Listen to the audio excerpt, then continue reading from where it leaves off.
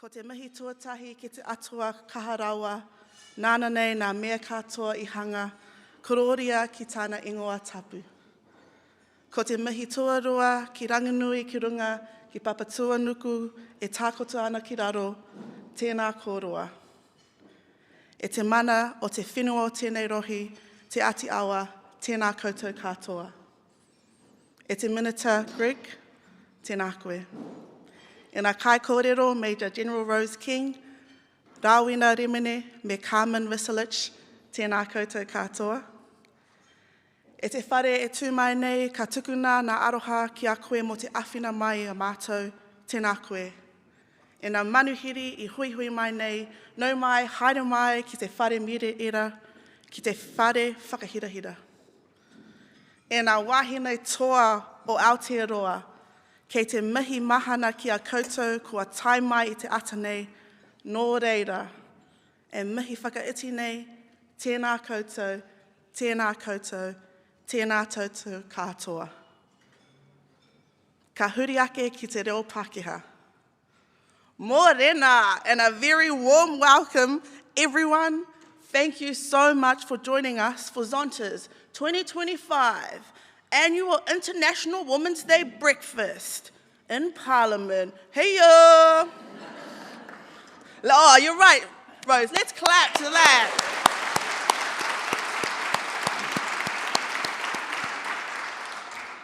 For the benefit of those who have just joined us online, from as far away as Europe and as close as Kapiti Coast, my name is Asena Tolungamaka, and it is my absolute honour to be your MC today.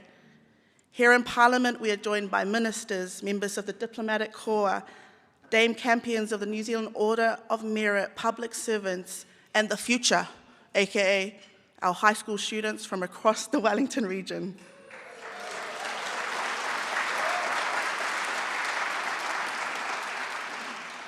To see everyone here from different backgrounds and of different ages makes me so proud to be from Aotearoa.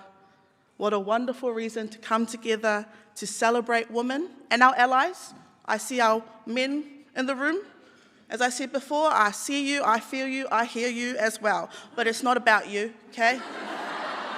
It's about me. No, I'm just kidding. It's about us. We are fortunate to have a very exciting lineup of speakers, including our host, the formidable Honourable Nicola Grigg, the inspiring Major General Rose King, mother of two and the first female Chief of Army, Rawinia Rimene, another supermama as well as an entrepreneur and co-founder of a number of businesses, and Carmen Vicelich, a powerhouse of a woman who is also a supermama and among a number of great things, is the CEO and founder of Valocity Global. The theme for today's event and the global theme for International Women's Day is to accelerate action, and it is proudly brought to you by the Zonta Club of Wellington.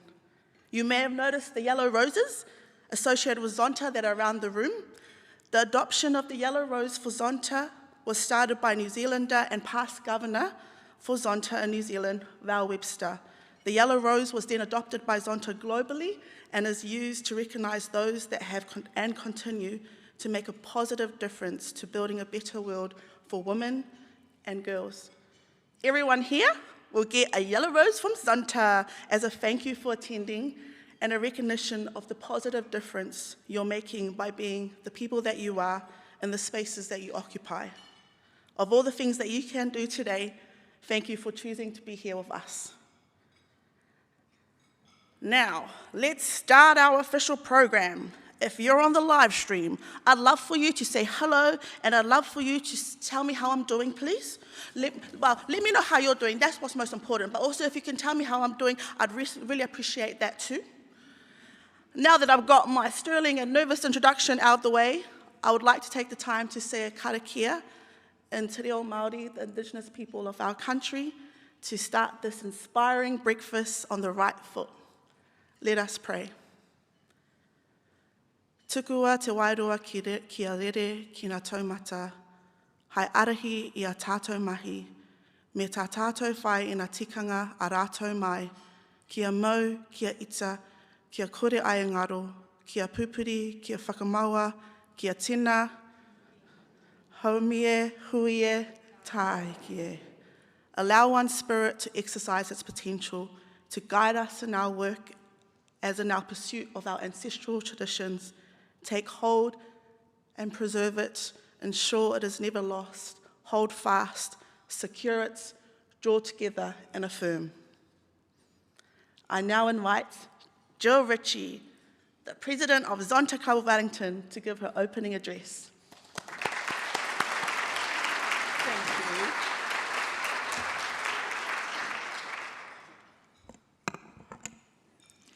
Tēnā koutou katoa. Minister Grigg, honoured guests, those viewing from round the motu, as well as those of you present who have overcome the urge to sleep in a little longer and joined us at our Zonta breakfast to celebrate International Women's Day. At Zonta, we envisage a world in which women's rights are recognised as human rights, and every woman can achieve their full potential. We believe that this can be achieved by working in 5 areas. 1, improving women's health and education. 2, ensuring women's economic empowerment. In New Zealand, this means recognising and advocating for what a job is worth in terms of experience, skills and responsibilities, not because a woman is doing the job. 3, strengthening women's representation in decision-making positions. 4, working to end violence against women. In New Zealand, 24% of women have experienced intimate partner violence in their lifetime. And 5, ending child marriage. Yes, according to NGOs such as Shakti, New Zealand is not untouched. This year, the theme for IWD is Accelerate Action for Gender Equality. If you asked me when I was a young teacher in Gore, I would have said, we will have gender equality in my lifetime, because we were stridently pressing for gender equality, even back then. We, alongside the Nordic countries, are certainly moving towards gender equality, as stated in the Global Gender Gap report of 2023. But like all the others, we're not there yet. In fact, one of the most challenging things I've found in the research, and know to be true, is that there's a small group of our population who are holding on to their rigid views and biases on gender. How can we make our voices heard to accelerate action on gender equality? As individuals, we can call out stereotypes, challenge discrimination, question bias, and, as we're doing today, celebrate women's success. I look to the advice of 2 honorary Zontians, Dame Marilyn Waring, former MP and founder of feminist economics, and the Right Honourable Helen Clark, former PM of New Zealand. Marilyn advised, use evidence to inform your direction. Get together with other like-minded people and go for it. She says, get allies, men on your side to challenge the beliefs of their colleagues. Helen Clark wisely advises you must keep the basic values and principles in mind. Keep a long-term perspective, as it's not always going to work out in the short term. Today, we celebrate and learn from our guest speakers, whose careers have taken vastly different pathways. I challenge you to listen, reflect, and choose a takeaway from our event. to accelerate action towards gender equity. Thank you.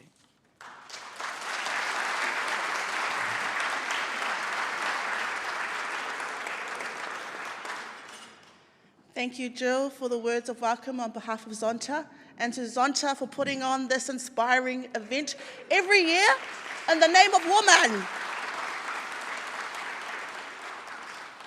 Our first speaker for this morning, and is also our host for the event, is the Honourable Nicola Grigg, Minister for Women, Minister of State for Trade and Investment, Associate Minister of Agriculture, and Associate Minister for ACC. I don't know what else you're going to do, Minister, but you're doing all of them. It is my pleasure to invite the Honourable Nicola Grigg to share your remarks.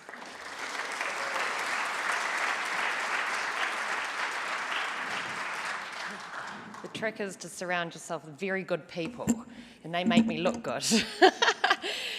Kia ora koutou, morena, good morning. Thank you very, very much for turning out in such huge numbers to join us here this morning. It's really, really neat to see you all.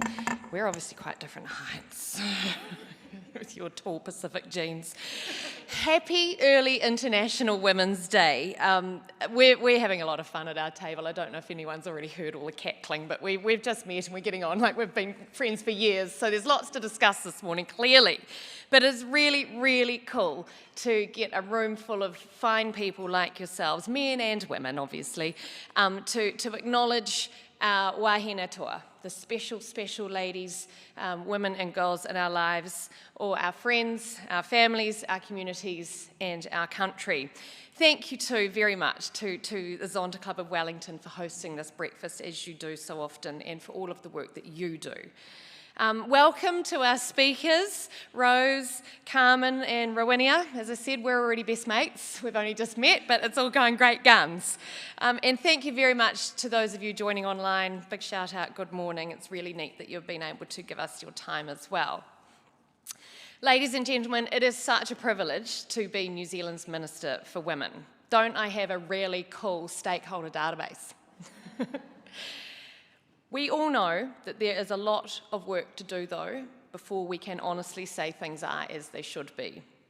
As we know, women are paid less, they are more likely to be impacted by violence, they're affected by women's specific health issues that are often under-researched and under-resourced. But despite all of that, our nation should be proud of what we've achieved.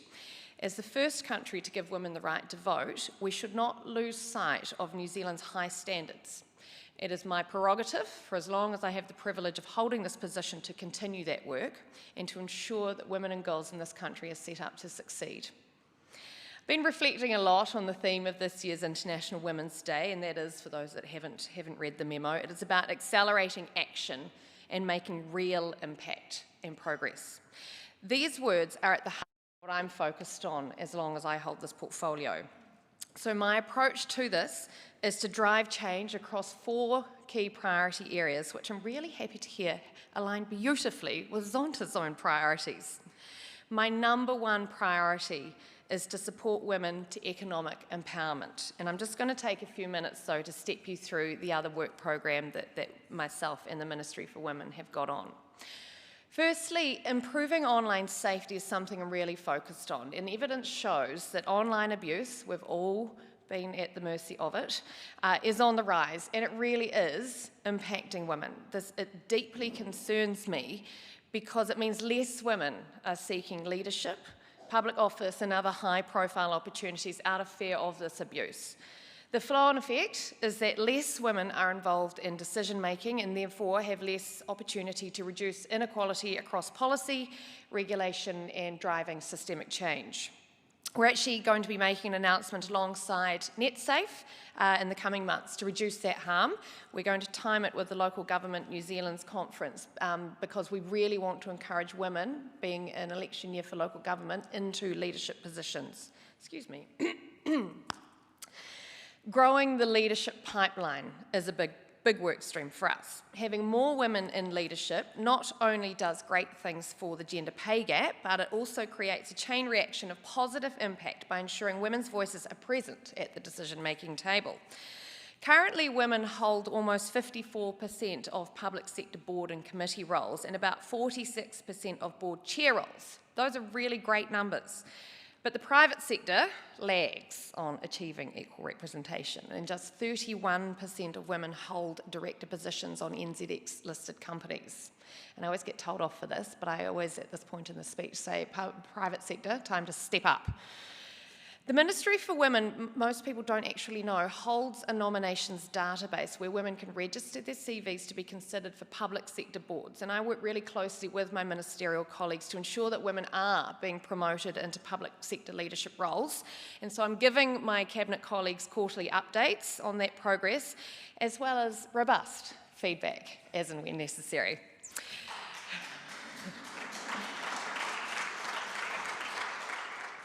But we're doing a bit of a refresh with the Ministry at the moment. There have been about 1,700 registrations on that database, but we're not sure how old or how out of date they are. So we're going through doing a big cleanse, and then I've got a work stream ahead of me where we're going to actually start going out proactively and doing a big public relations campaign about getting more and more women into that pipeline, because I think that's the way that we're going to go forward with it. My intention is that in time we're going to expand the service as well to the public and help promote emerging talent across that private sector as well. As business leaders, mentors and inspiration women yourselves, I'm calling on you to support other women into leadership. I want you to shoulder tap that talent that you see. I want you to challenge the status quo, and I want you to lead the way in elevating your peers. To all the young women in the room, I can see some in uniform, there's probably plenty of others. My message to you is to back yourself. You are capable, you are wonderful, and we are all here to support you in your future endeavours. A third priority is to reduce the inequities in the health system, and if you're sitting at this table here, we've pretty much solved them already, but we're yet to put the legislation through the House. It is an emerging work program in all seriousness, but we are going to continue to drive this in partnership with my other ministerial colleagues and, of course, their agencies. But over and above all of this is to support women to economic empowerment. And why is that? Clearly, it's because it gives women more choices. It gives us more choice about where and how we live, where and how we work, how we raise our children if we choose to have them, and how we contribute to and benefit from economic growth. It also has significant outcomes for health and well-being. The statistics, unfortunately, do not lie. Women sit higher than men across unemployment, underemployment, and underutilisation rates. And that, of course, contributes to a cascade of economic impacts, including reduced lifetime earnings, diminished retirement savings, and increased financial insecurity for families. So, the big kahuna is tackling the gender pay gap. And that has been my big focus. I came back from maternity leave in the middle of last year, so we've been at it at pace since then. You'll all know that the gender pay gap in New Zealand sits at about 8.2%, and the Ministry for Women's latest estimate is that women will have $900,000 less than their male counterparts over a lifetime. That can buy a house in some regions. In fact, from early December last year, women were effectively working for free.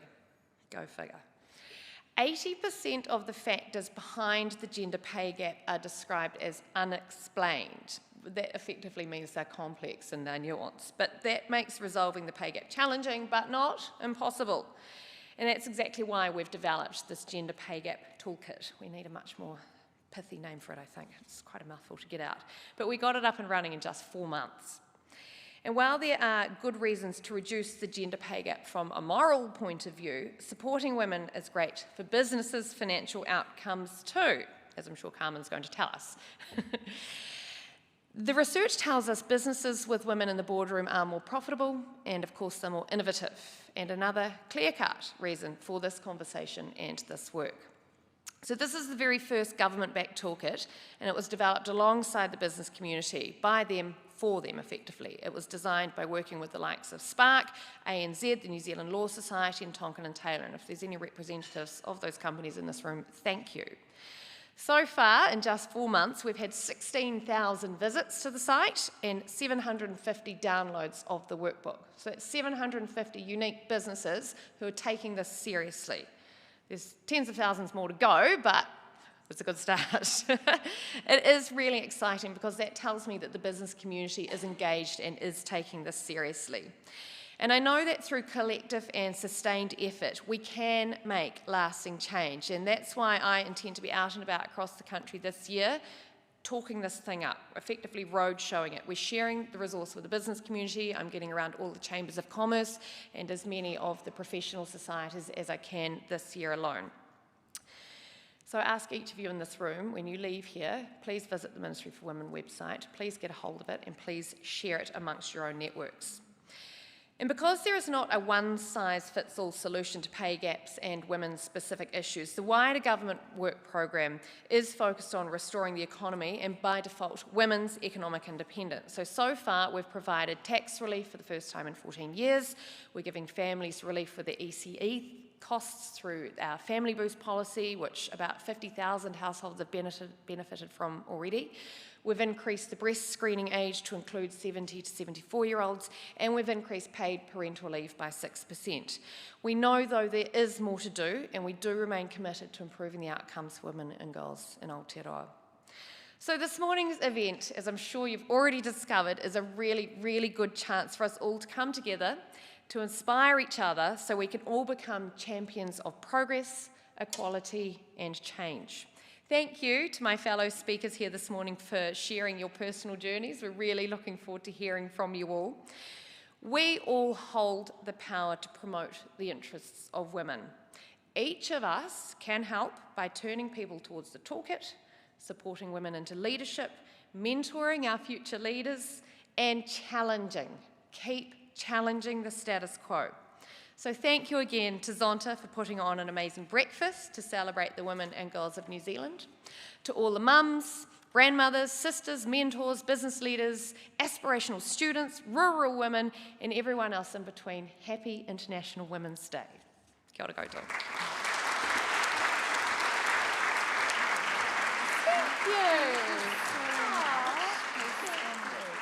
Beautiful. Accepted very happily. No one buys me flowers. Thank you. Tēnā koutou katoa, ko Jacinda Vanel toka ingoa. I'm a member of the Zonta Club of Wellington. Minister, thank you so much for, first of all, hosting us this morning.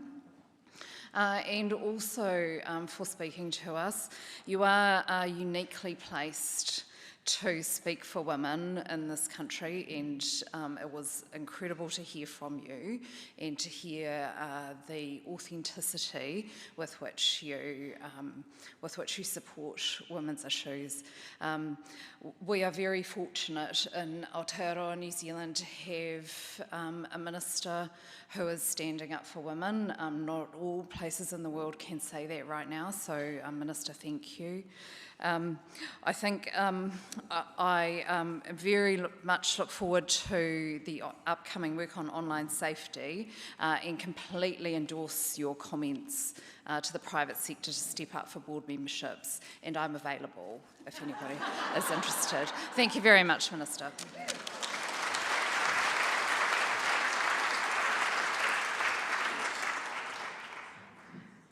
And our next speaker needs no introduction, yet I'm here anyway.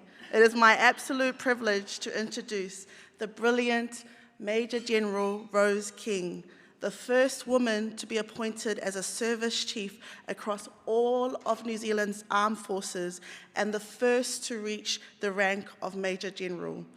And on top of this, she has 2 beautiful children that she raises with her husband, a devoted mother, and the leader of New Zealand's army. What a woman. Please welcome up Major General Rose King, everybody.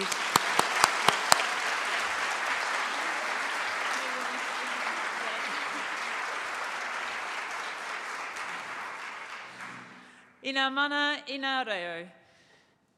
I raurangatira mā, tēnā koutou, tēnā koutou, tēnā koutou katoa. Tēnā koe e te minita. It's a pleasure to be here with you and to follow in your speech. To the members of the Diplomatic Corps, distinguished guests, fellow speakers, ladies and gentlemen, it's a huge honour to be here with you this morning. Ata Mārie, and happy International Women's Day. This morning I thought what I might share with you is a little bit of who is Rose, and share a little bit of an insight to a situation in my life that has shaped who I am, and then give you some insights of what I learnt through that journey, end off with a little bit of insights I've learnt about leadership, and then have a small challenge for each and every one of you. So hopefully that hits the mark. So I thought I'd start with who is Rose, and thank you for the intro. I don't see myself quite the same as you do. I'm just Rose from Kaiiwi, trying to do the job I do as best as I can.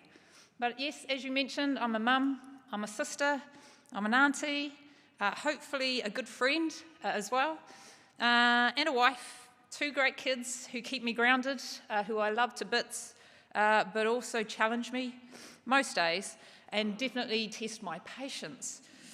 I was born in Wanganui, as I mentioned, a little place called Kaiiwi. I'm the youngest of 9, and my father was a Dutch immigrant. He lived through the war as a tween, came to New Zealand with a suitcase and not a word of English.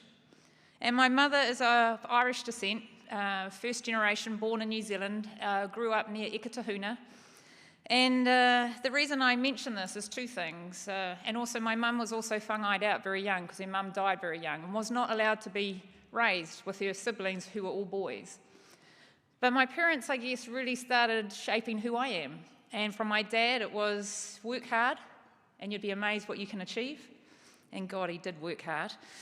And from my mum was very much about respecting others, uplifting others, and being a good person. And those things to me are still really important today.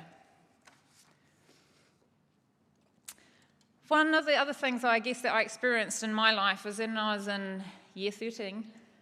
I was fortunate enough to go offshore as an exchange student to Argentina.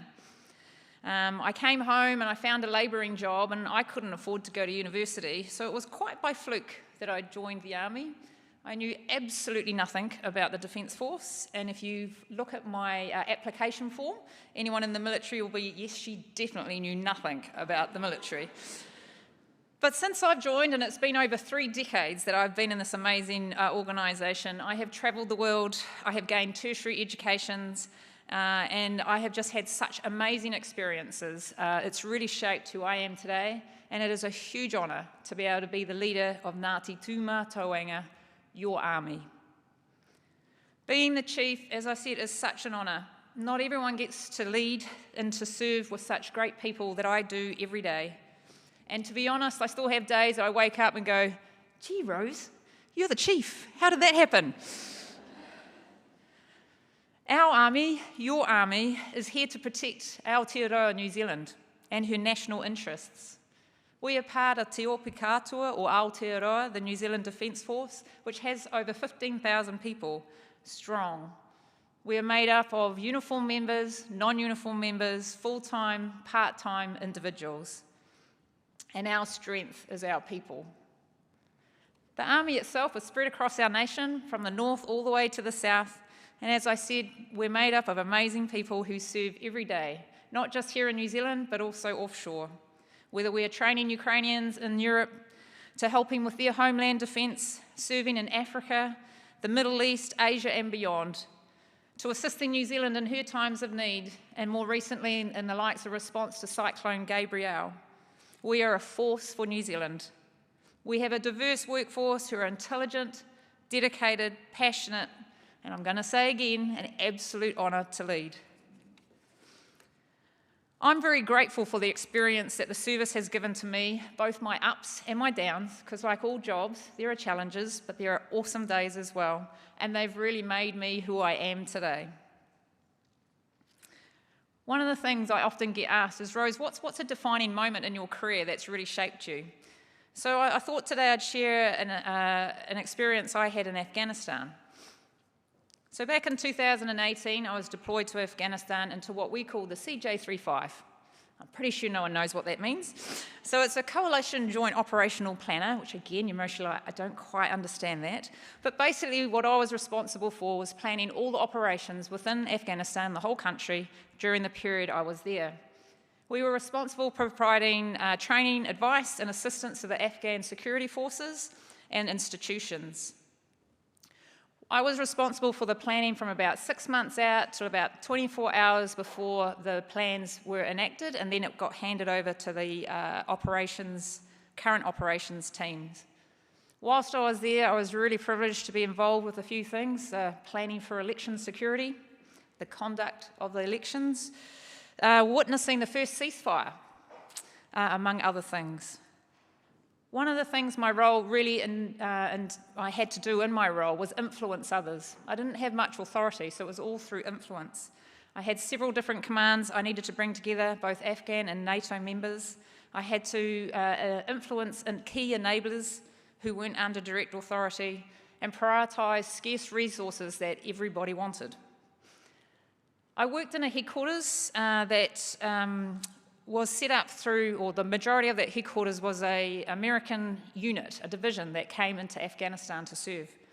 They had trained together, they have a great history and have pretty amazing successes in their history of what that unit has done.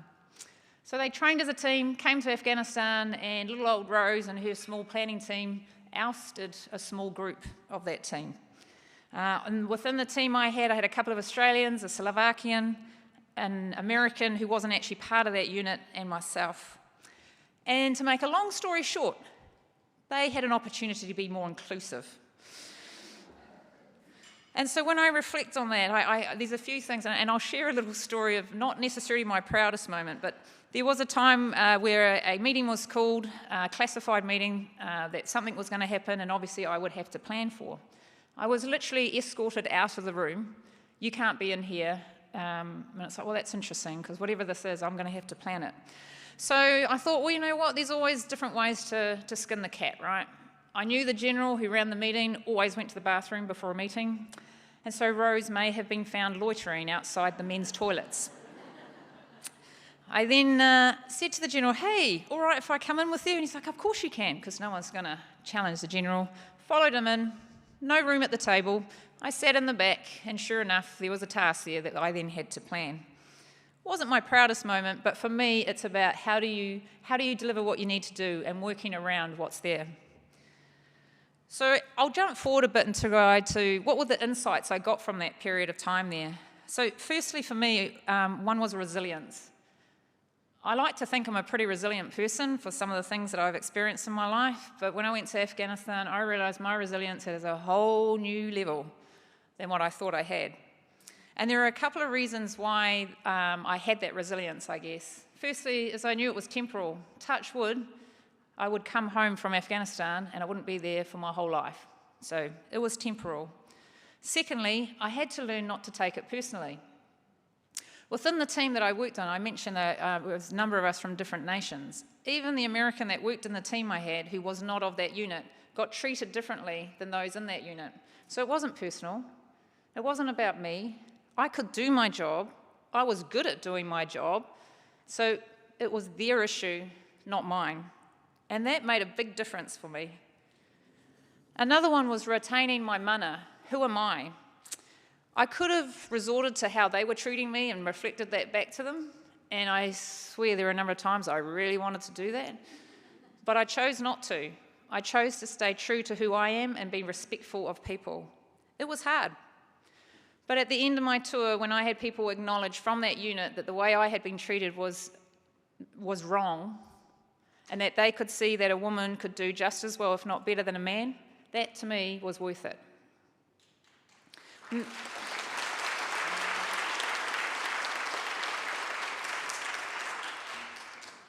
Thank you.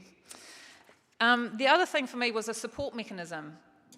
For those of us who are deployed, and particularly when you're in a time zone that doesn't work with whānau, sometimes it's difficult to reach out to loved ones and support. My husband also served. I was about to say serves, but he doesn't. He's left. My husband, I knew, had my back. We were lucky if we got to talk every 2 weeks, and I just knew he was always there, and he really supported me about being true to who you are, Rose. I also had a friend in theatre. It was by kind of fluke that the year before I'd been on a college, and there were 4 of us from that college that all were in Afghanistan. So I had a network there that really provided support. And the reflection for me is, how do I provide support to others? How do you provide support to others? And it really learnt for me, like the little things you do every day make a huge difference. A smile, a hey, well done on that, can really uplift people. So that's just one example, and I'm happy to have questions later as I'm mingling around. But there have been other defining moments, I guess, for me as well. Losing my colleagues and loved ones, being the head of MIQ. Wow, now there's a story. Having courageous conversations, having to tell some of my peers that I'm sorry, but your aspirations are not going to be met, and how heavy some of those decisions I get to make weigh on me. But despite those challenges and despite some of those heavy things, my career, my life has been beyond my wildest dreams. If you work hard and you're determined, you would be amazed what you can achieve. And as I mentioned to some of the wahine here this morning, you don't need to have a plan. Take the opportunity and you'll be amazed what doors open for you. So before I kind of wrap up, I thought I'd just touch on some of the leadership things that I've learnt throughout my career, and hopefully some of you may be able to relate to these or take a couple of things from them. Authenticity. I learnt very early on, well not early on actually, I learnt quite late in my career, that it's really important you bring the whole you to work. When my kids were young, so I had a 1-year-old and a 2-year-old, and I took over a unit, 500 odd people across the North Island, I tried to be the work mum. So at work I was work, and then I'd go home and try to be a mum. Not quite sure when I was a wife, let alone when I was Rose. It wasn't really working, to be honest. And one day my daughter was sick, my husband was away, we didn't have any family support. So I took her to work, teddy bear, daughter, towel, expecting her to throw up. Felt really stink. I was like, Rose, you're really not being professional. Anyway, the next day when I came to work, everyone reflected to me, it's the first time we've seen you have the same struggles we do. And it's hard. It's hard being a mum. It's hard balancing 2 careers. Life in general can be hard. But it's okay to share that with people, because when we support each other and others see you have the same struggles, it uplifts each other. So authenticity, bring you. Know who you are. Still not 100% on this one myself, it's a continual work on. I was really privileged to be a good leader. How do you be a better you? And what is your purpose? All of you will have a different purpose, and it's okay that that purpose changes. For me, I'm trying to work on how do I give others the opportunities that I've had, and how do I continue to uplift others to be the best they can? Believe in yourself. I think we've all heard the story that most women, when they see a job advert, they'll go, oh, I can do 2 or 3 of those things, so I won't apply. And a gentleman will go, oh, I can do 2 of those things, I'm definitely applying and I'm going to knock it out of the park.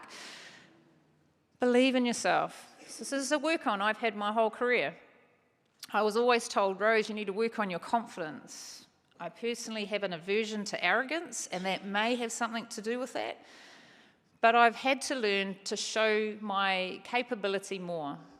And you know, something I do is I keep positive feedback. So when someone gives me some positive feedback, I keep that. So when I have a day that I'm like, oh, I'm really not firing today, or can I do this?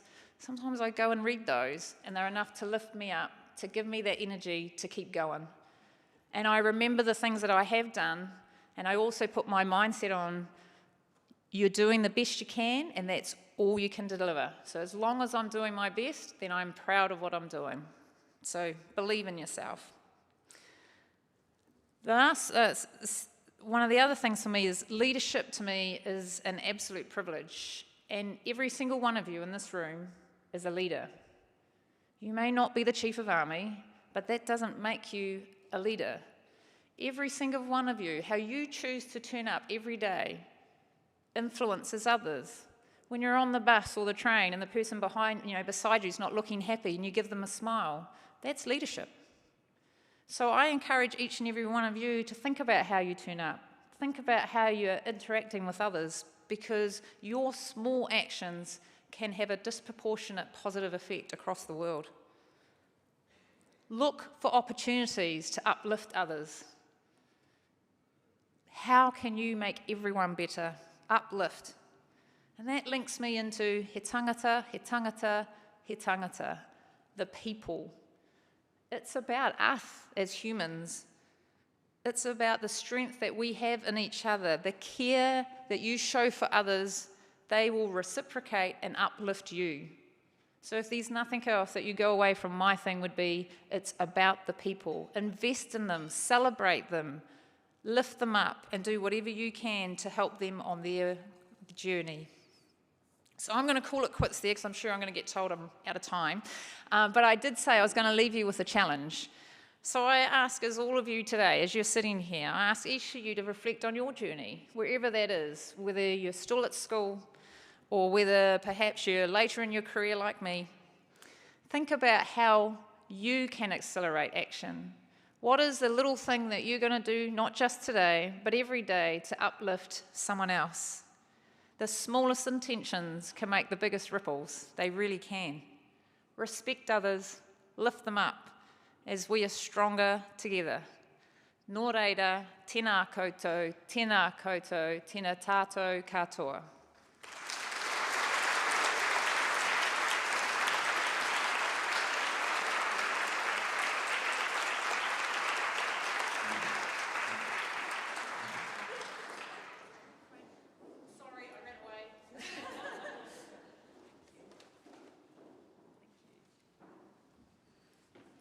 Hello, my name's Amanda Maxwell. I'm here to thank Major General Rose King. Thank you for your getting to know you part. It's great to hear the full Rose story. It was really great to hear what inspires you and your defining moment in Afghanistan. The lessons about using influence when you don't have a lot of power, that really resonated with me. Thank you for that. And the importance of resilience, something we all have to have at the moment, everywhere. So join me in thanking Major General Rose King.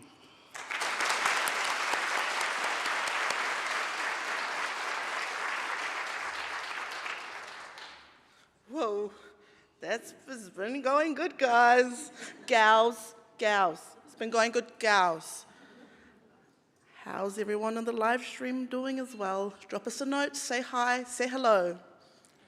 Coming up next, we have the incredible Rimene, a mama, partner, entrepreneur, CEO, and founder of Girl Native, co-founder of Coffee Shop, co-founder of Studio 9 exclusive offices and property manager, public speaker, writer, culinary connoisseur, designer, digital creator, chef, and the list goes on, but we don't have enough time, Rawinia. I'm sorry, we've got to cut it there.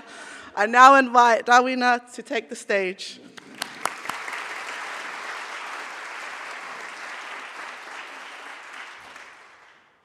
Oh my God, I'm in Parliament. Hi, kia ora everybody. Sorry I'm fashionably late.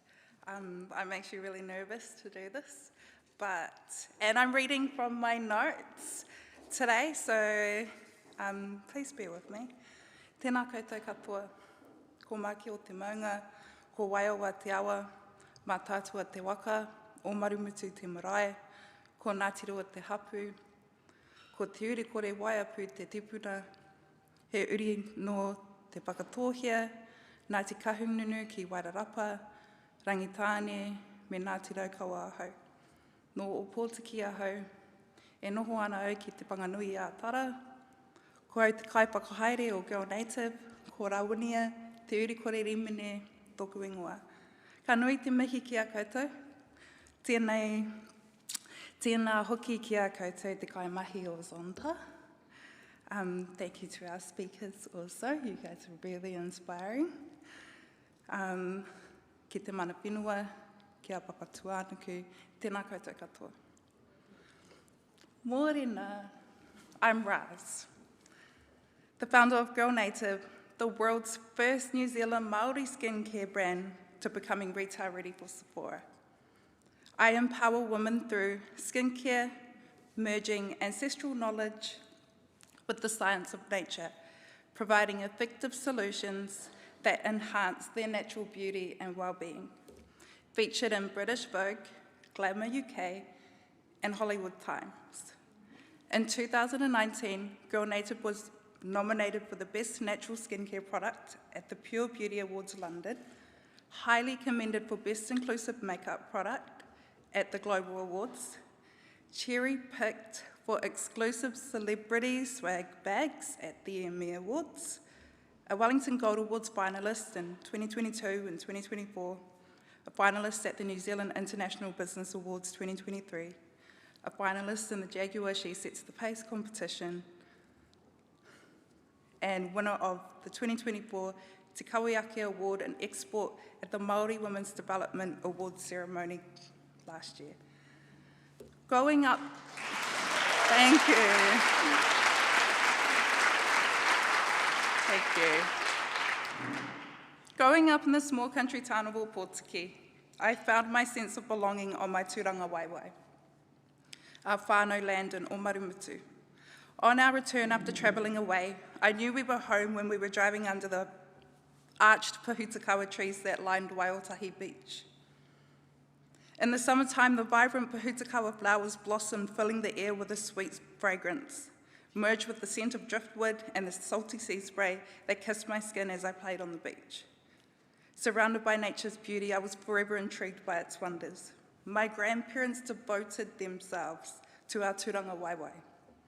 Ruarakai is our family or whānau land, nestled between the beautiful beach and the lush bush at the foot of Maunga Makio.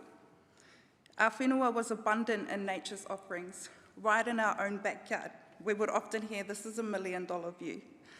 The rhythmic crashing of ocean waves became a soothing backdrop, and the sounds of ngā manu composed the sweetest of melodies.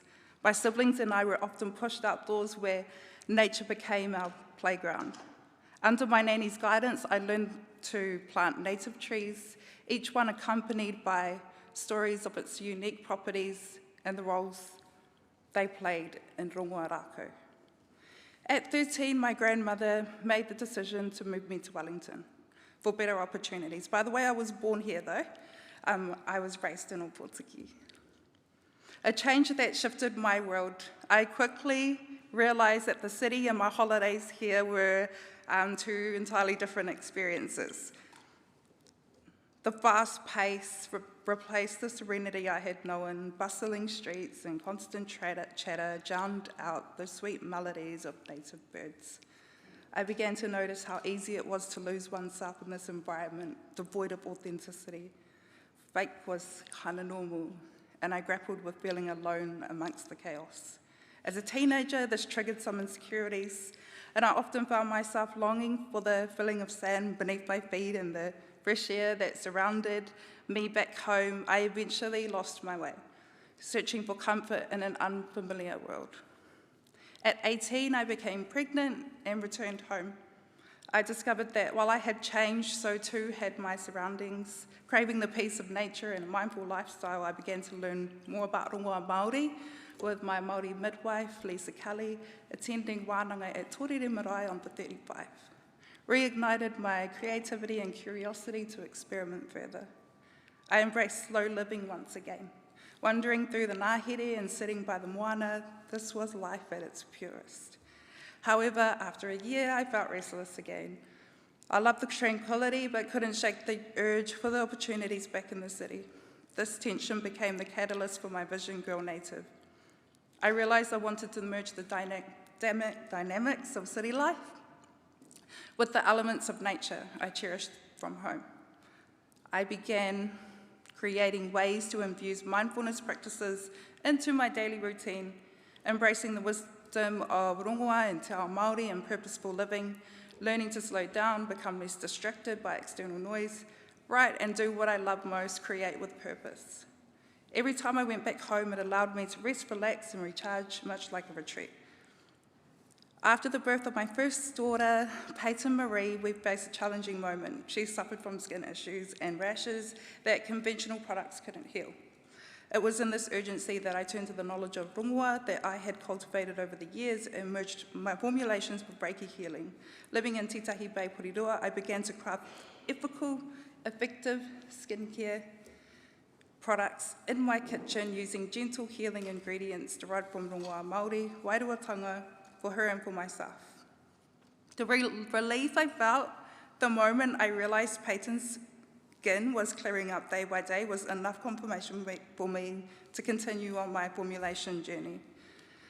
I found that a lot of skincare and makeup products I was using on myself in my tamariki had toxic ingredients, and as part of a mindful and purposeful lifestyle, I wanted to commit to a sustainable one too. This prompted me to create more sustainable products. For me personally, connecting with Papa Tuanuku brought me closer to who I am and deepened my connection to nature, a sense of belonging and a journey back to myself. And that's when Girl Native was born, a luxurious, ethical skincare brand infused with healing and purpose, the knowledge of my tipuna, and the beauty of our natural world. Each product is a retreat in a jar, a way to reconnect with the peace and tranquility of my upbringing while fostering a slow beauty mindset. Through Girl Native, I invite others to embrace the richness of nature, to live purposefully and consciously, and to reflect on the beauty that lies within you. Girl Native is more than just a skincare brand. It's a lifestyle, a conscious decision to live on purpose, to rediscover your connection to nature and to lead you on a journey back to yourself. The business growth in Girl Native over the past 5 years has allowed for me to invest in things that I care about, like serving and saving the planet through sustainable practices and resources that reduce waste and lower our carbon footprint through renewable energy sources, community initiatives, through giving back by offering business workshops in low socioeconomic communities, more workshops that support rangatahi or youth, supporting LGBTQA+, suicide awareness and prevention, homelessness, children with parents in prison, preserving mātauranga Māori, and so much more. It is from being able to genuinely, wholeheartedly support these causes that give me the confidence and fulfillment to do what I do. I know that as tangata whenua and kaitiakitanga, it is my duty as a Māori business owner in Aotearoa to instill ethical practices, to be committed to social responsibility and change and environmental sustainability through my company by promoting cultural preservation, reducing our ecological footprint, and supporting local communities. But getting here wasn't easy. All the odds were stacked against me. And as wahine Māori, growing up in a small town, being brown-skinned, systemic racism, racially profiled, and being the oldest daughter of, in the media's words, and I quote, New Zealand's most dangerous gang boss, has been challenging. But in college, my teachers never truly put a lot of effort into helping me to achieve academic success. So because of that, I became defiant, I wagged school, and I slept during class. Don't get me wrong, at age 11, exactly 1 month after my mother passed from a brain aneurysm, my principal offered to me the opportunity to start college the following year, a year ahead of my peers. After sitting a national exam and passing it with a score of 100%, I said yes. Nan and Koro said yes. And in 2002, I was off to college at 11 years old, being the youngest student in the entire school. I enjoyed learning, but school was never really stimulating for me. It always felt sort of robotic, like I was training to become some factory worker in a 9-to-5. Do this, do that. We need to tick boxes, sit down, stand up, back in line, you'll get detention. I buried my head into books. It was always my escape from the world. And by age 17, I had dropped out of school 3 times and was living in the cheapest bedsit unit in Wellington, at the time down 1,000,000 stairs, and if you know, you know, in Roseney, on an independent youth benefit of $187 per week. My rent was $175 per week and $10 towards my power. I had a whole $2 left in my bank account. I was also enrolled full-time as a student at McGirr's training on Lambton Quay. I walked there every single day. I was young and broke, but I was always very determined to aspire to success. I would often think, I wish I learned all of this in school. How to budget, renting, emotional intelligence, buying my first home, addictions. And the fact that my nan was right, power really isn't free. But I learned quickly how to survive on my own. And luckily for me, Nan taught me how to cook at the age of 5. And by 10, I was cooking for our whole whānau of 5, full-blown meals. I tried for jobs, dropped my CV into multiple cafes and restaurants. But apparently my first job at 12 years old at Kowhai Takeaways in Opotiki as an all-rounder didn't really make the cut. With $2 left over each week, I began to steal food. And after the second time in court, the judge said to me, if I catch you back here again, I'm putting you in jail and you'll be tried as an adult.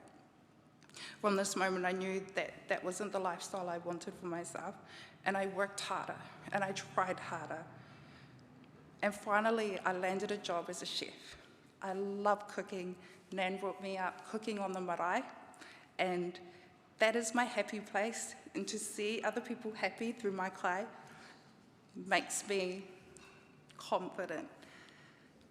In these moments, I reminded myself of the wise words from my koro, perseverance, Rawinia. That is the only way you will ever get ahead in life. And the words of my nanny, your independence is something no one can ever take away from you, moko. If you work hard and stick to it, you will go far in life. And here I am today. If I can do it, you can do it too. So what are the 2 main ways we can push to accelerate action and change? 1, accessing higher education through incubations and mentorship to upskilling Māori women in business and Māori founders. 2, better access to funding for Māori-owned businesses in Aotearoa. So what has Girl Native done in the community to accelerate change and action? Girl Native has fully funded and founded the following. Parirua Young Entrepreneurials Award, a $10,000 scholarship for rangatahi, with our first recipient being Maria Mihaka, who aspired to become a lash artist and is now a qualified lash technician operating her own business in Parirua. Celebrating Matariki before it became a public holiday. Offering free workshops such as rongoa Māori, rāranga, poi making, waiata, maramataka, and of course, a mean ground hānui.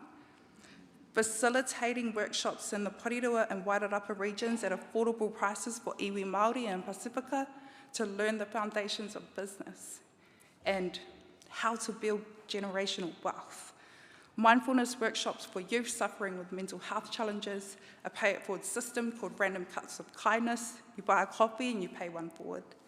Free barista training for rangatahi to become work-ready in my coffee shop. Supporting charities such as Ka Pou Whakahau, Children of People in Prison, Christmas Drive for struggling families in Parirua, Velo Food Drive for the homelessness in Wali CBD, Sky for Good, Children's Christmas Party supporting children with autism, and not to forget helping my whānau when needed, including helping my father to be paroled in through his re-entry into society. I am proud to say that I stand here not as a founder, not only as a founder, but as a wahine Māori, a mama, a partner, a friend, a sister, cousin, auntie, niece, and godmother, but as a mokopuna. I owe my success to my nanny and my koro, who uplifted me from my parents at the gang pad when I was 2 years old. They raised me and instilled in me the importance of whānau, whenua, and whakapapa. They fought battles for a better future for myself and my siblings and my whānau, tūturu to their values and beliefs.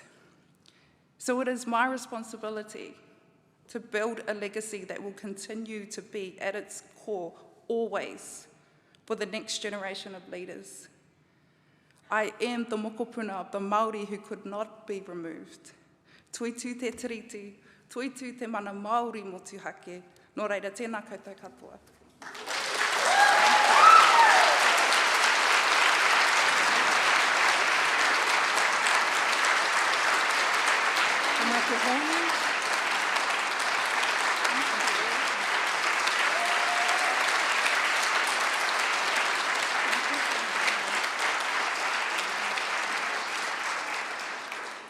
Tēnā koutou katoa, no Mandaree tōku ingoa. I'm a Zonta Club of Wellington member, and it is my honour to extend a heartfelt gratitude to Rawinia, Rimene, for joining us today. Ngā mihi nui ki a koe, Rawinia, mō tō kōrero, mō tō whakaaro, tō mana I tēnei ata. Your journey from a Pōtiki to international recognition is inspiring. All those nominations and awards, Kia Native celebrates Indigenous beauty and has brought rongo Māori to the international stage. Your commitment to ethical and sustainable practices that support papa tuanuku and your community, and putting in the mahi of kaitiakitanga in the face of many obstacles, embodies the strength and the resilience of wahine toa and of your tūpuna. You infuse authenticity and perseverance into all your Pākehī, and we are privileged to have heard your story today and to be inspired by your leadership. Homai te pakipaki mō Rawinia, ngā mihi nui.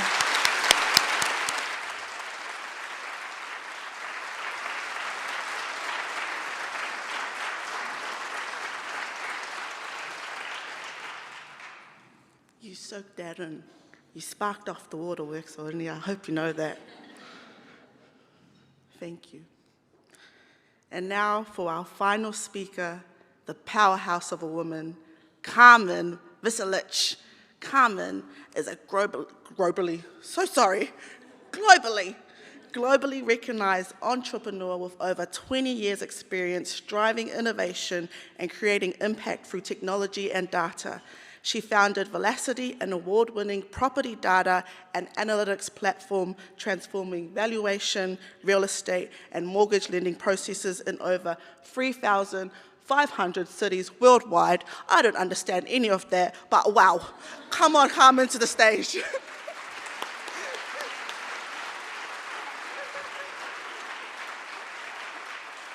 Good morning, and wow, what a tough few acts to follow. I'm humbled to be standing here with you all, and don't worry, actually my in-laws always go, what is it you do again? I will share a little bit of that story, and what an honour to be here. I do actually, I'm going to share some of my lessons learned along the way, and why I have 3 companies, and what I do, and really just some tips that I've had along the way as a working mother and an entrepreneur, and also I think a call to action, which I love and is also really important. I love the theme of accelerate, so obviously one of my companies is called Valocity. I'm the least patient person you know. It's a challenge as a woman that does not play golf and works in corporate companies with corporate companies, and you know, it is about reshaping the future and doing it the way we want to do it. So yes, I have 3 companies, and they do have something in common. So you're thinking, why do I have 3 companies? Was one not enough?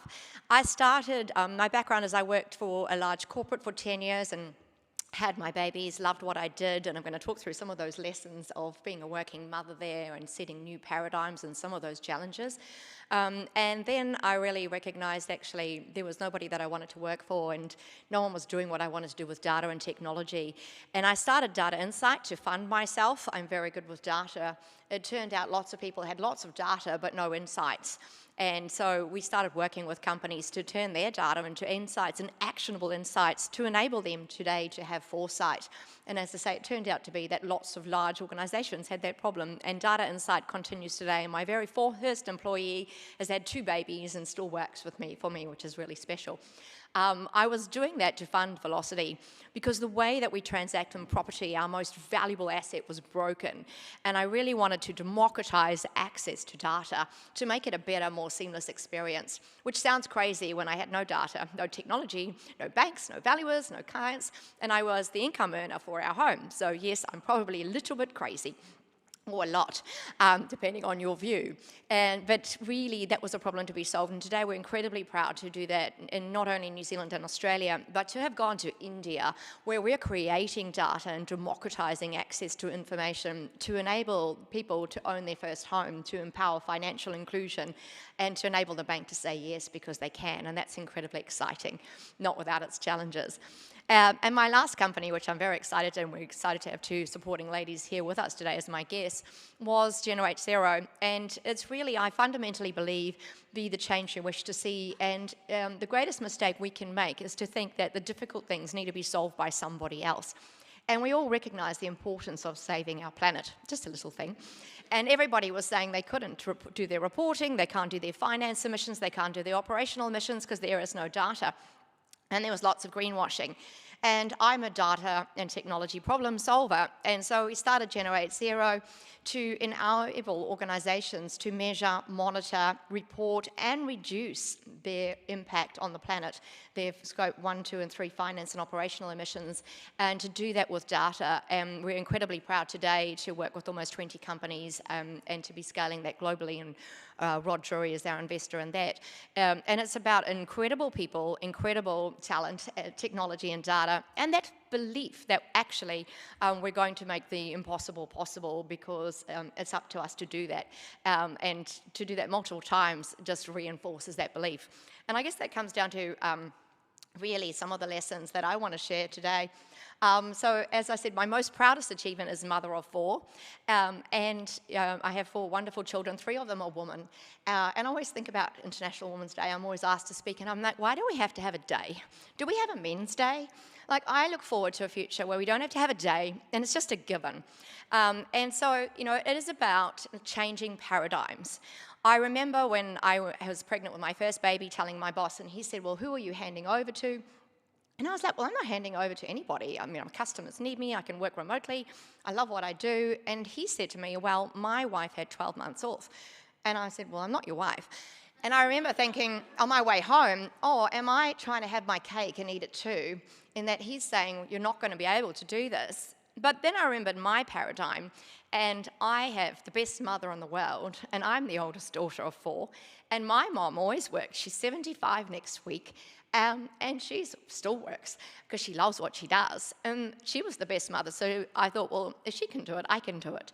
And I guess it's why I'm up here today with some of our young students in the room to go, well, if I can do it, you can do it. And so many wonderful examples today.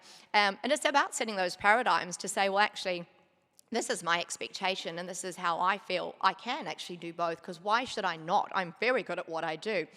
But those paradigms aren't easy to change. And 21 years ago, our eldest is 21 years old, when my husband said, well, he's going to stay home and be the childcarer and I'll go back to work. I do have a Croatian surname. Everybody was like, what?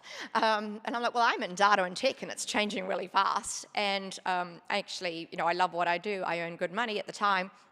And he thinks he's got the best job in the world to stay home with our children, but it really wasn't done at the time. And the paradigms still are changing, where we will say, okay, if someone's unwell, ring my husband first, and I will be sitting there, my phone will ring school. And I'm like, oh, I've got to take this, school's calling. You all get those calls, your heart goes, oh, why is school calling? And they're like, oh, so-and-so's in the sick bay, you know, they've got a sore tummy. And I'm like, have you tried my husband? Oh, no.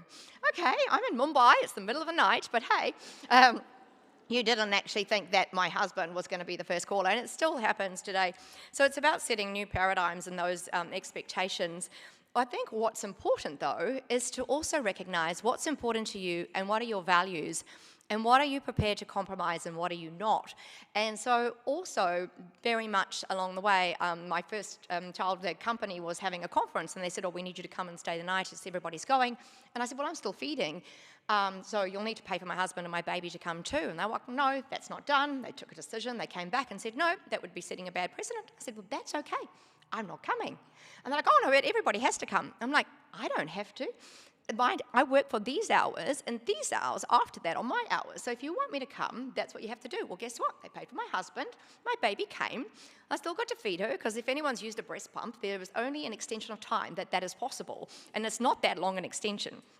It's not pleasant. I hope they've improved them since I was feeding. It's clearly designed, but yeah, there's a lot of things that actually we need to spend some innovation on that could definitely be better. But the message was actually don't change your values and recognise what's important to you and what's not. It's not easy. And I often get asked on balance, going, well, how do you do 3 companies and 4 children? And I've cut down my boards to 1, which I couldn't say no to. I'm on the UNICEF United Nations board for children, which is too important not to help. But actually, the word balance is a really challenging one as mothers. And we have to recognise that balance is just phases and give ourselves a break. So any mothers in the room will know what guilty mother syndrome is. and you're going away, and the night before, my husband used to say you give them ice cream after dinner, and you're just doing it, they can stay up late, and you're kind of just destroying their habits because you've got this guilty mummy syndrome, and guess what, they miss you for 5 minutes. They're totally fine.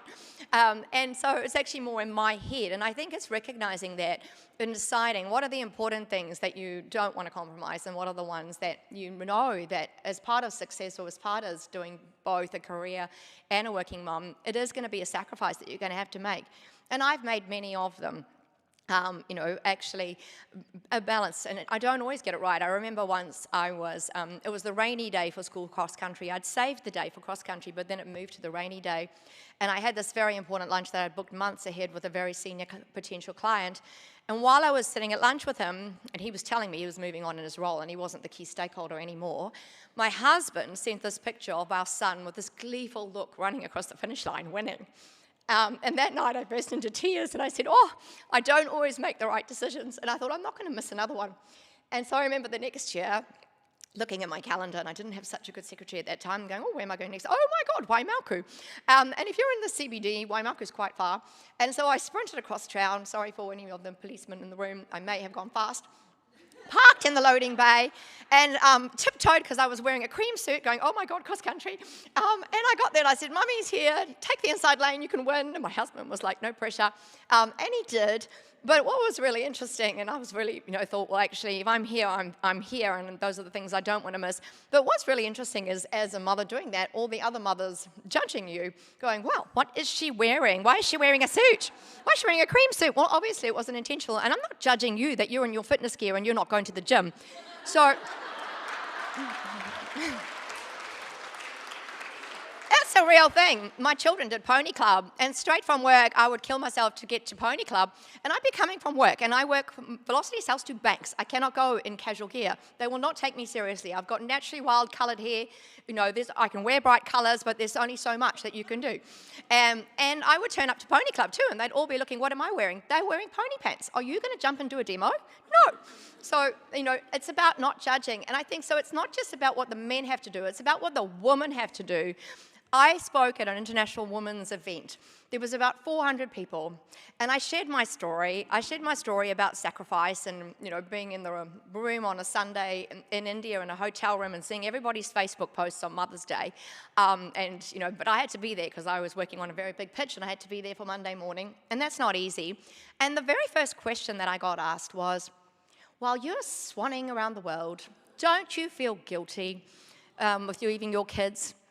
And I had to pause a little bit and take a deep breath and go, well, actually, while I'm being the best that I can be and building their future and changing the planet, no, I don't, because they're with their daddy and they're very privileged. And actually, my question to you, I said, was, would you ask Rod Drury that question? Would you ask Peter Beck that question as your first question? And so we do need to change our paradigms of actually not just the men, the woman, to go, it's up to each of us for our individual choices of if you even want to have a baby, if you want to be a home mom, if you want to be a dual and work both, it's up to us. And as a working mother, though, and as a leader, I know that any of my women that are there working for me are making a massive sacrifice, that they're choosing to come in and work for me instead of staying home, and so that I know that they will do a tremendous job because they love what they do, and that makes me also empower them and really appreciate them. And so my key point is really also moving on to collective responsibility, because it's wonderful to see some men in the room here. I would not be able to do what I do without my phenomenal husband, who this morning took my children to school, made sure the fridge was full, I never go to the supermarket. Everybody says, how do you do that with 3 companies, leads hundreds of people across the world, and be a mother? And I could not do it without the support and the encouragement of my children and my husband. And so it's not about International Women's Day of just us, actually. We're empowered and we're enabled, and change will come from International Women's Day events where you need to bring your bosses with you. You need to bring your husbands with you. You need to bring your sons with you. You need to bring your brothers with you. And I look forward to International Women's Day where we can tell these stories and they can hear, because we do need to change the story. and we can't reshape the future. It's not about actually making room at the table, it's about reshaping the table. So we're not taking somebody's place, we're saying it's a bigger table and there's room for everybody. And I think that's the key message that we need to do.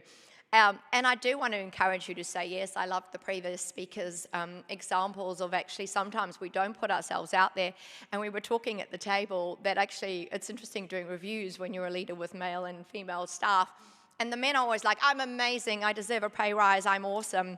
And the woman always like, well, how have I gone? I've tried really hard. And so I find myself having to say, you're amazing, why don't you go for this job? And I think so many times we think, well, I can't do it full-time. And I'm like, I don't care. Actually, I know you will do a better job part-time than someone else will do it full-time. And so actually we need to reshape the expectations of what work is. And COVID helped us with that there's flexibility and hybrid. When I worked for somebody else, I said, well, I'm not working from 4 till 8. It's bath time, it's dinner time, and that's important to me. My family always sat down for dinner at 6 o'clock together and talked about our day. But I will pick up my laptop at 8 o'clock to make up for that hour from 4 to 5. And what I would actually do is work till midnight because I'd get so hooked on it. So they knew I was performing and they didn't mind doing that. So now I'm quite happy to do that for myself. But it's about actually setting your expectations and having the conversations and challenging the status norm, as the minister said earlier, or challenging these things to go, well, why can't I do it that way? So put yourselves up, put your hands up and say yes and get at the table and recognize we need to change the story. And I also love what the previous speakers said, is that it's recognize that it's sometimes their paradigm and it's not you, don't take it personally. I was in India at a corporate client, beautiful offices, and they had a male female and a male toilet and a female toilet, and the female toilet was busy, and in the middle they had an executive toilet. And I thought, well, I think I'm an executive, I'm a CEO, I'm a founder, I'm going in that toilet because the other one's busy. And I opened the door and there was the urinal. And I'm like, oh, okay, abort. Obviously, there's no design for female toilets. And it's literally just actually recognizing that the world is changing and we have to set new paradigms and we have to tell the story. And what do I mean by tell the story and also bringing men to the table? We can't keep doing the same thing and expecting a different result. And it's really disheartening to see the stats. But if you look globally and see what's driven that change, it's not just women, it's men, and it's actually that measure what matters, which is really important, but also understanding the equality is about equity, and that also is about empowerment. And one of the best countries I've seen do this is the UAE. And the UAE has done a phenomenal job very recently of women empowerment. And why did they do that? Not because a whole lot of women said, well, I need to be there. They did that because they wanted to grow their economy. So to grow their economy and their economic output, they needed more input. So they needed to grow their workforce. And they recognized half of their workforce wasn't working because of the way they were structured. And they deliberately, systematically, structurally went about changing that. And it's increased, and they're one of the fastest growing countries in the world. And it's phenomenal to see the female leadership in the UAE. And so I challenge you, and your key action to take away is, I love what Mahatma Gandhi says, be the change you wish to see in the world. And it's not about top down, and it's not just about bottom up. It's about all of us changing the narrative so that we can have a day where women's events are a mixture of men and female, brothers, sons, husbands, bosses, everybody is here. And we don't have to just do it on one day, it's just an expectation. So go forth and be the change you wish to see. Thank you.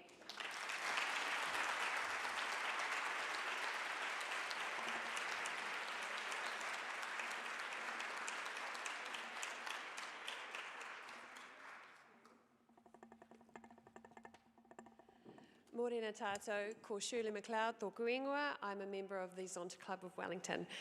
Thank you, Carmen, so much for taking time out of your busy schedule to be with us today.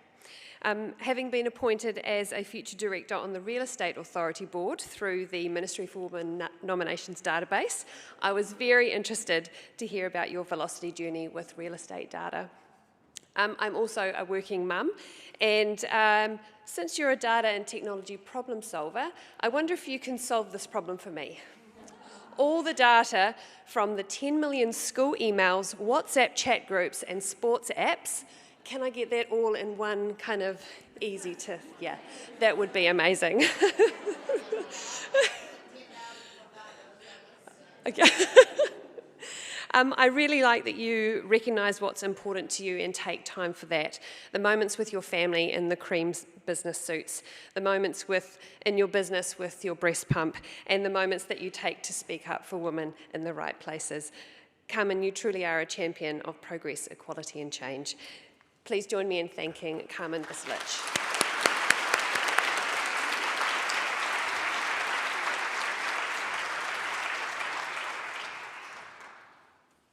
Do you hear that, ladies and gentlemen? That's an event that's on time. Yeah, do you hear that? Look at us, look at us. We have come to the end of our formalities, and I want to say a massive thank you to you all for your time this morning. I hope you feel uplifted and inspired by the pearls of wisdom that these incredible women, these incredible speakers shared with us today. I hope you have renewed energy to do what you can to embrace equity in your lives and to continue accelerating action. And I think there was a common theme that I picked up from all the speakers, and it was about the importance of embracing who you are, the importance of authenticity, about staying true to yourself, and look at what it has done for these incredible women on this table. I just wanted to challenge you all to continue to stay true to who you are, to be louder, to be more proud, to be more you, especially at a time right now where the world seems a bit scarier and the days are cloudier. The importance and the value of being more of who you are will stay with the rest of the world for a long time.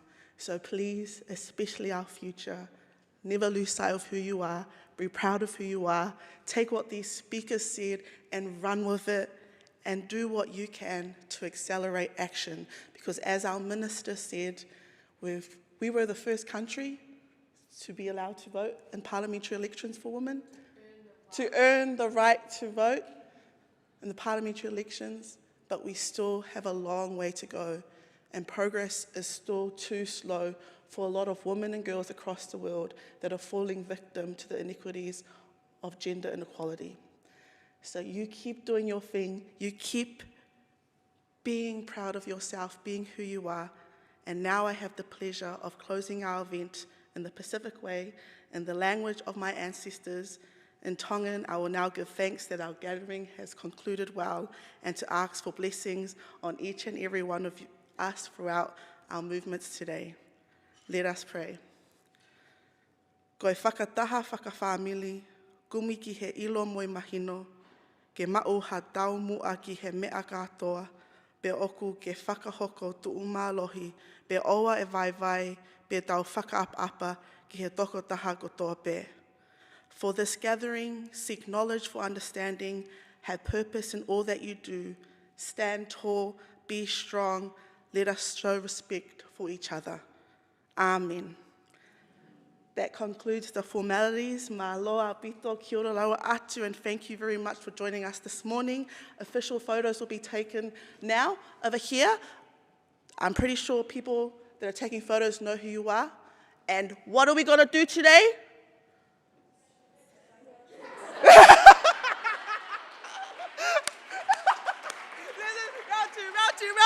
Round two. Okay, cut. We say accelerate action, and then after the question, okay? I should have prepped you guys in the beginning, okay? 3, 2, 1. What are we going to do today? Yeah!